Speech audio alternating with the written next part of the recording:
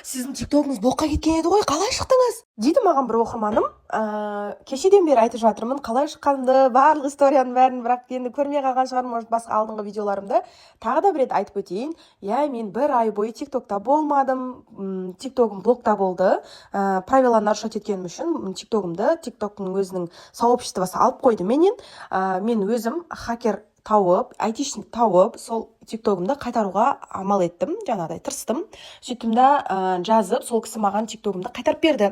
Оған қайта-қайта біз обращение жаздық, қайта-қайта біз енді правиланы бұзбаймыз деген сияқты нәрселерді жаздық. Сосын кейін бізге қайта-қайта 2-3 рет қарап, тикток менің аккаунтымды қайтарып берді. Ура! Құттықтап қойсаңыздар болады.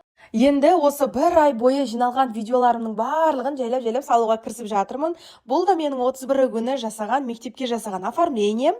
31 күні 3 мектепке жасадым дедім ғой, соның екіншісі бұл оформленияны мектепке 2 офлайн шәкіртім, бір көмекшім, бір мобилограф, бір өзім, бәріміз бригада болып барып жасадық.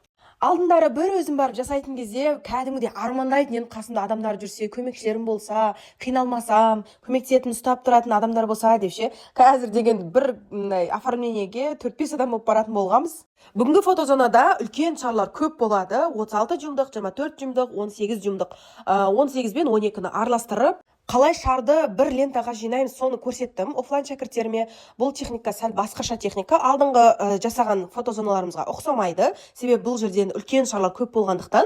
Сосын кейін көп оформление істейтін кісілер бұл осындай каркасты ағаштан істейді. Негізі рейкадан, бірақ маған ағаштан гөрі темірден жасалған каркастарымыз удобный, себебі ол сынбайды, басқа қылмайды, бұзылмайды, айнымайды. Ағаштар бір-екі қолданған екен айнып, қисық-қисық болып қалуы мүмкін да. Сол үшін мен өзім темірге үйренгенмін да. Темір каркастар менен удобный и тез жиналады, и апаратын жеріне бөлшектеп апарып құра аласың да.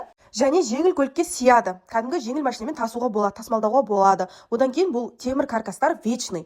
Өмір бақи бір каркас істеп қойсаңыз болды, сонымен қолданып кете бересіз. Осы жерде айта кетейін, осындай темір каркастардың түрін менде таба аласыздар. Сатып алсаңыздар болады. Қазақстанның любой қаласына қазпоштамен, пойызбен, автобуспен салып жіберемін. Және каркастарымның барлығына жеңілдік беріп жатырмын. Өте арзан бағада ала аласыздар. Маған WhatsApp-қа жазсаңыздар, мен сіздерге жауап беремін. Ал бүгінгі фотозонам осылай шықты. Қалай, сіздерге ұнады ма? Ұнаса лайк басып, комментарий жазып кетіңіздер. Рахмет.